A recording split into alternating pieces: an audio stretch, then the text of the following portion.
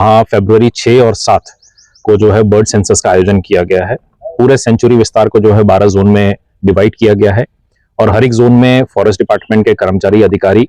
उसके साथ साथ जो यहाँ के प्रकृति प्रेमी हैं और जो बर्डर्स हैं उनको इनवाइट किया गया है, जो इस सेंसस में तालीम और ट्रेनिंग में जो है उन्होंने पार्ट लिया है। और उसके साथ साथ जो है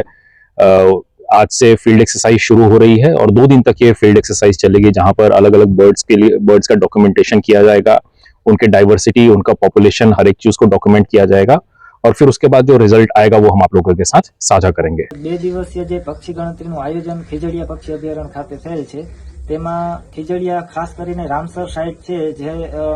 પોતે એક જૈવ વૈવિધ્ય ધરાવે છે, જેમ કે ફ્રેશ વોટરનું વેટલેન્ડ અને સોલ્ટ વોટરનું વેટલેન્ડ એકબીજાની અરસપરસ આવેલું છે। તેથી દર વર્ષે આ શિયાળાની ઋતુમાં હજારોની સંખ્યામાં માઇગ્રેટરી બર્ડ્સ અને અહીંયાના રેસિડેન્ટ બર્ડ્સ અહીંયા જોવા મળતા હોય છે।